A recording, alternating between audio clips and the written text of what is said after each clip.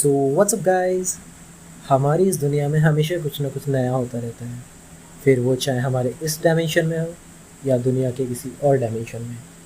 But लेकिन ये dimension होता क्या है? आज इस वीडियो में हम इसी डायमेंशन के बारे में जानेंगे। So without wasting any more time, let's dive into space.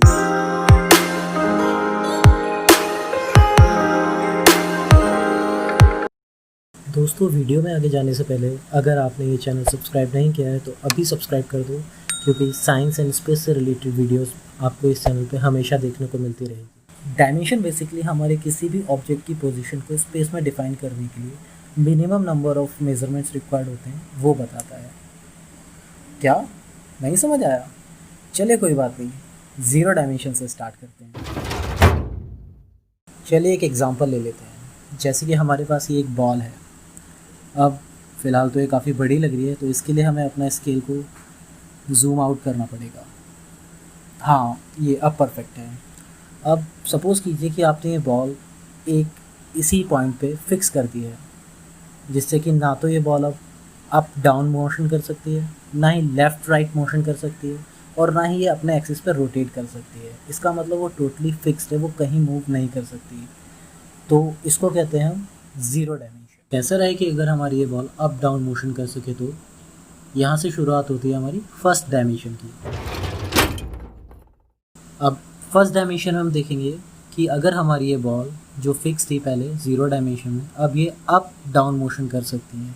या फिर ऐसा सपोज़ कीजिए कि दो ज़ीरो डायमेंशन है, अब एक कोई पार्टिकल को फर्स्ट वाले ज़ीरो डायमेंशन से निकल के सेकेंड वाले ज़ीरो डायमेंशन में आना है, तो वो जो पाथ फॉलो करेगा उस पाथ को कहेंगे फर्स्ट डायमेंशन।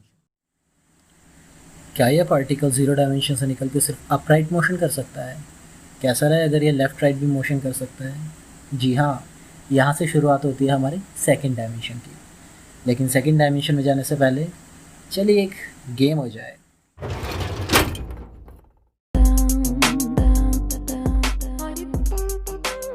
लेकिन क्या किसी ने नोटिस किया कि ये सांप वाली गेम हमने इधर क्यों डाली? चलिए मैं बताता हूँ। जैसा कि हमने फर्स्ट डायमेंशन में देखा था कि ज़ीरो डायमेंशन से निकल के जो हमारा पार्टिकल था वो सिर्फ अप डाउन मोशन कर रहा था, तो जो पाथ वो फॉलो कर रहा था वो फर्स्ट डायमेंशन था। लेकिन इस वाले गेम में हमने देखा कि पार्टिकल जो हमारा स्नेक है इस केस में, वो सिर्फ अप डाउन मोशन नहीं कर रहा बल्कि लेफ़्ट राइट मोशन भी कर रहा है। यानी कि इस वक्त इसके पास दो मोशन हो गए, पहला अप डाउन और दूसरा लेफ़्ट राइट। तो अब ये जो डायमेंशन क्रिएट हुआ है, इस डायमेंशन को कहते हैं सेकेंड डायमेंशन। तो लेफ़्ट राइट मोशन हो गया, आगे पीछे हो गया। अब क्या बचा? हाँ, ऊपर नीचे।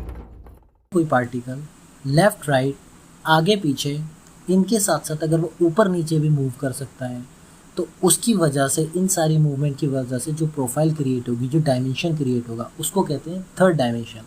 और थर्ड डायमेंशन वो डायमेंशन है जिसमें बेसिकली आज हम सभी लोग रह रहे हैं। जैसे कि हम अपने इस डायमेंशन में आगे पीछे जा सकते हैं, ऊपर नीचे जा सकते हैं, लेफ़्ट राइट भी मूव कर सकते हैं। तो ये जो डायमेंशन है जिसमें हम अभी सब लोग रह रहे हैं, ये थर्ड डायमेंशन है। फोर्थ डायमेंशन है टाइम, जो आज हम सभी लोग एक्सपीरियंस कर रहे हैं। जैसे कि हमारे स्पेस में जो भी चेंजेस आ रहे हैं वो सब टाइम के अकॉर्डिंग ही चेंज होते हैं। जैसे कि जब हम छोटे थे तब टाइम कुछ और था, लेकिन जैसे जैसे टाइम बढ़ता गया, टाइम के साथ साथ हम भी बड़े होने लगे, फिर एक टाइम पे आके हम बूढ़े हो जाते हैं। तो ये सारी जो प्रक्रिया है, ये सारी चेंज होती है हमारे विद रिस्पेक्ट टू टाइम। और टाइम में हम बेसिकली लीनियर मोशन कर रहे हैं, यानी कि पास्ट से प्रेजेंट एंड प्रेजेंट से हम फ्यूचर में जाते हैं। यानी कि टाइम सिर्फ एक सीधी रेखा में आगे की तरफ बढ़ता रहता है। लेकिन क्या हो अगर हम टाइम में आगे जाने के साथ साथ लेफ़्ट राइट भी जा सकें?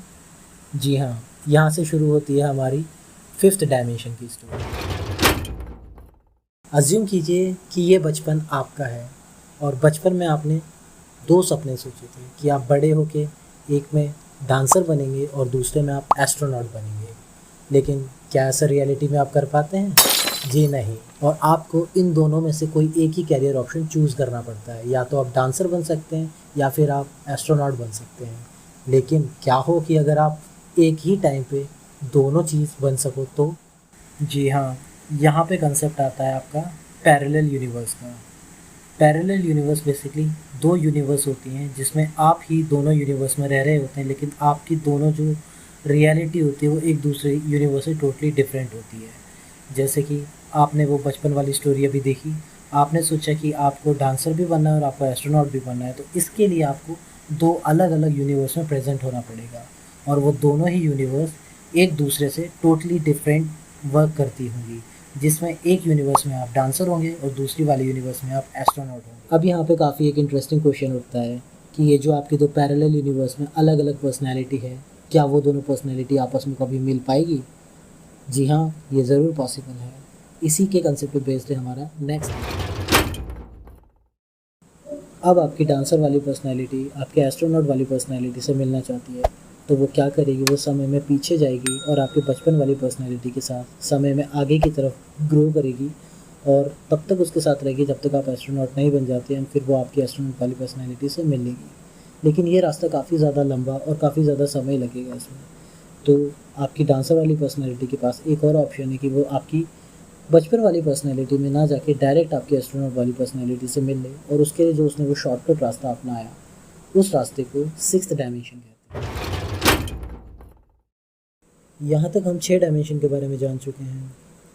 अब हम वापस एक बार 0 डायमेंशन पे आते हैं। तुम लोगों को याद है कि हमने 2 0 डायमेंशन लिए थे और हमने बोला था कि अगर एक 0 डायमेंशन में से कोई एक पार्टिकल निकल के दूसरे वाले 0 डायमेंशन में जाता है तो वो जो रास्ता अपनाएगा उसे 1 डायमेंशन कहते हैं। अब बिल्कुल इसी को ही बेस कंसेप्ट मान के इसको समझिए कि अब हमने 2 ऐसे 0 डायमेंशन लिए हैं जिनके अंदर ऑलरेडी 2 6 डायमेंशन वर्क कर रहे हैं। अब उस 0 डायमेंशन में से एक पार्टिकल निकल के दूसरे वाले 0 डायमेंशन में जाना चाहता है, तो अब ये जो रास्ता अपनाएगा, ये जो रास्ता होगा, इसको कहते हैं 7th डायमेंशन। चलिए अब एक बार 2nd डायमेंशन को रिकॉल कर लेते हैं। 2nd डायमेंशन में हम सिर्फ आगे पीछे जाने के साथ साथ लेफ़्ट राइट भी मूव कर रहे थे। अब जैसा कि हमने 7th डायमेंशन में देखा था कि हम एक 0 डायमेंशन में से निकल के दूसरे 0 डायमेंशन में जा रहे थे, वो भी सिर्फ आगे पीछे। क्या हो अगर हम लेफ़्ट राइट भी जाके किसी और डायमेंशन में जा सके तो? जी हाँ, अगर हम ऐसे ही 0 डायमेंशन में से निकल के किसी और डायमेंशन में जाएं और इस बार लेफ़्ट राइट मूव करें, तो जो डायमेंशन में हम जाएंगे उसको कहेंगे 8th डायमेंशन। अब 9th डायमेंशन बिल्कुल 3rd डायमेंशन की तरह ही है, जिसमें हम लेफ़्ट राइट, आगे पीछे और ऊपर नीचे जाते थे। वैसे ही हम 9th डायमेंशन भी करेंगे, जिसमें हम लेफ़्ट राइट, आगे पीछे और ऊपर नीचे मूव करेंगे। लेकिन यहाँ पे जितने भी 0 डायमेंशन में हैं, उन सब डायमेंशन के अंदर 6 डायमेंशन ऑलरेडी वर्क कर रही होंगी, ये ज़रूर ध्यान में रखें। जैसे हम 4th डायमेंशन में टाइम के आगे चलते चलते 3 डायमेंशन में मूव कर पाते थे, जैसे कि आगे पीछे, ऊपर नीचे एंड दाएं बाएं। वैसे ही हम 10th डायमेंशन में टाइम के आगे चलते हुए पिछले 9 डायमेंशन यानी कि 9 आयामों में किसी में भी ट्रैवल कर सकते हैं, वो भी पलक झपकते के साथ ही। तो दोस्तों, ये थे हमारे यूनिवर्स के 10 डायमेंशन। लेकिन एम थ्योरी के अकॉर्डिंग 11 डायमेंशन होते हैं। अब वो एम थ्योरी क्या है? एक्चुअली एम थ्योरी अपने में काफ़ी ज़्यादा वास्ट एंड रोबस्ट है, तो उसके बारे में हम किसी और वीडियो में डिस्कस करेंगे। तो हाँ भाइयों, अगर आपको वीडियो पसंद आई हो तो वीडियो को लाइक कर दो, चैनल को कर दो सब्सक्राइब, क्योंकि साइंस एंड स्पेस से रिलेटेड वीडियोज़ आपको हमेशा ऐसे ही मिलती रहेंगी। और आज की सभा हम यही समाप्त करते हैं।